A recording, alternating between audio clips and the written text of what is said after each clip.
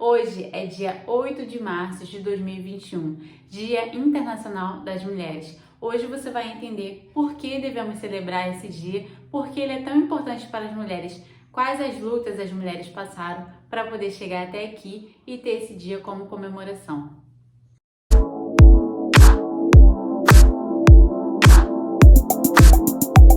Antes de começar, curte, comenta, compartilha, deixe seu like e inscreva-se aqui no canal. Meu nome é Priscila Martins, eu sou advogada e esse é o canal Conheça Seus Direitos. Hoje é o Dia Internacional da Mulher, é o dia em que comemoramos as lutas das mulheres. Você sabe o que significa o Dia Internacional da Mulher?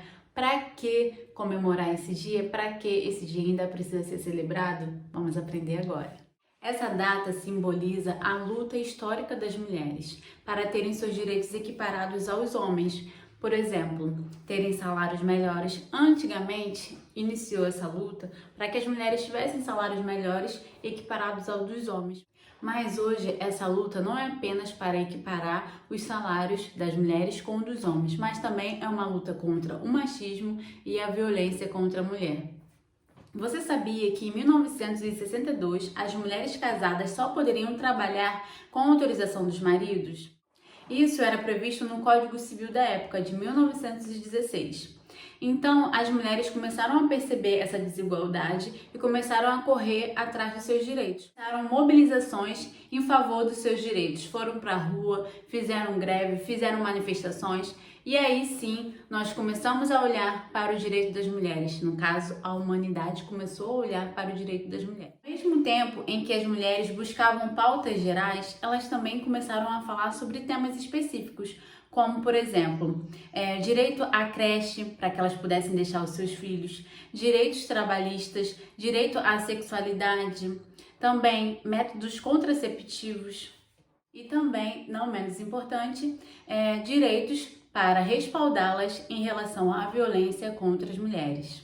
As mulheres começaram a impactar de tal forma com os seus movimentos que fez com que fossem criadas políticas públicas ao seu favor em relação ao gênero feminino. Em 1983 foi criado o primeiro Conselho Estadual de Condição Feminina e em 1985 foi criada a primeira Delegacia de Defesa da Mulher. Essas duas instituições foram criadas em São Paulo, mas depois foram distribuídas por todo o Brasil. O direito ao voto das mulheres demorou para chegar no Brasil. Somente em 1932, diante de um decreto do então presidente Getúlio Vargas, foi que as mulheres puderam depositar os seus votos nas urnas e então fazer valer os seus direitos e as suas opiniões na democracia. Mas muito antes de Getúlio Vargas autorizar o direito ao voto das mulheres, uma mulher já fez toda a diferença em impor o seu direito à democracia, o seu direito ao voto. O estado do Rio Grande do Norte foi o primeiro estado que criou uma constituição estadual que não fazia distinção de gênero em relação ao voto. Então, Celina Guimarães, vendo a Constituição Estadual do seu estado, que não fazia distinção ao gênero, se dirigiu a um cartório eleitoral e solicitou que o seu nome fosse colocado dentre os nomes dos eleitores. E isso fez com que outras mulheres se incentivassem a fazer o mesmo e a votarem, em 5 de abril de 1928. Mesmo a Celina, dentro dos seus direitos e incentivando outras mulheres, a comissão do Senado não gostou dessa atitude e invalidou o voto de todas as mulheres que votaram naquela época. Mas, com o ato de Celina, ela fez com que as pessoas se interessassem por isso, as mulheres se interessassem pelo voto e forçou com que a lei fosse autorizada 4 anos depois. Você sabia que de 1500 a 1827 a educação no Brasil só era permitida para homens? Todos os tipos de mulheres, brancas, negras, indígenas, ricas ou pobres, não podiam trabalhar. A única coisa que elas poderiam fazer era trabalhos domésticos. A única forma que a mulher podia estudar era se ela estivesse em um convento. Existia aquele pensamento de que as mulheres, para que estudar? Para que as mulheres precisavam de conhecimento se o trabalho delas era doméstico, se o trabalho da mulher era exclusivamente doméstico, que as mulheres nasciam e cresciam para poder ser mães, donas de casa. Então, não existia o porquê elas estudarem e ter algum conhecimento. Somente nos meados do século XIX, as meninas começaram a ingressar no sistema de ensino. Só que as escolas para meninas eram escolas particulares, então meninas pobres não tinham acesso ao ensino. Em 1987, foram criados os colégios particulares voltados para as meninas, e em 1980 foram criados colégios públicos voltados para as meninas. Então, somente em 1880 as meninas puderam ingressar no ensino público voltado para as meninas. Então, todas as meninas, pobres ou ricas, conseguiram ter acesso à educação. Com a Revolução Industrial no século XIX, as fábricas começaram a ter mais mulheres. A mão de obra feminina aumentou nas indústrias e os empresários gostavam de trabalhar com as mulheres, porque as mulheres faziam o mesmo trabalho que os homens e ganhavam pouco. Aceitavam trabalhos com a mesma carga que os homens, pesados até, e recebiam muito menos do que os homens. Aceitavam qualquer salário, qualquer valor de salário para poder trabalhar.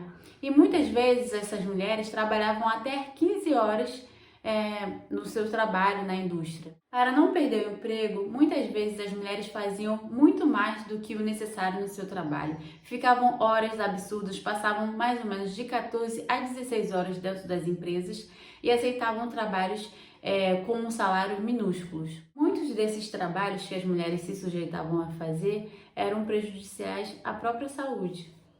Sem nenhum tipo de direito às gestantes, sem nenhum tipo de direito às preservações da vida da gestante, da amamentação, e isso não existia naquela época. Além de trabalhar nas indústrias, as mulheres se dividiam entre os afazeres da casa e cuidando dos filhos também, coisa que acontece ainda hoje. Porém, a trajetória das mulheres é inacreditável. No período colonial, as mulheres só tinham ensinamentos em relação aos trabalhos domésticos. Durante o século XIX, as mulheres tiveram um ingresso ali meio tímido nas escolas particulares para as mulheres. E agora as mulheres estão com uma presença majoritária em todos os níveis de escolaridade do Brasil e do mundo.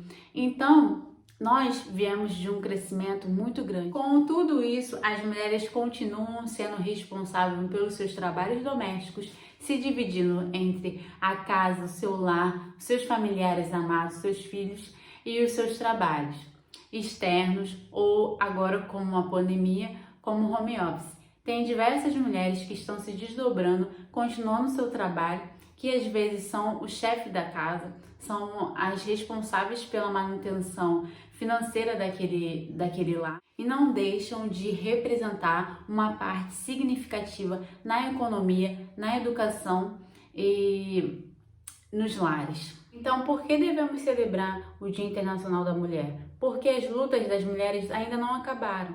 As mulheres continuam recebendo salários menores do que os dos homens.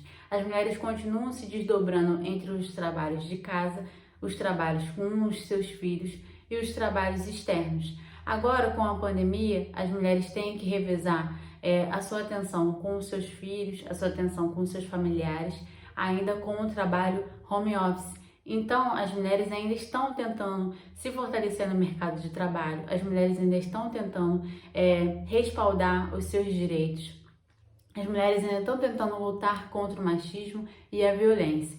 Então, devemos sim celebrar esse dia pelos avanços que as mulheres têm alcançado até aqui e pelos avanços que nós queremos ainda alcançar. Eu tenho certeza que você conhece sim uma grande mulher e você admira ela pelo seu esforço, pela sua caminhada, pela sua trajetória. Então eu quero que você deixe aqui nos comentários uma mulher guerreira que você admira, para você poder dar o seu feliz Dia Internacional da Mulher para a mulher que você admira.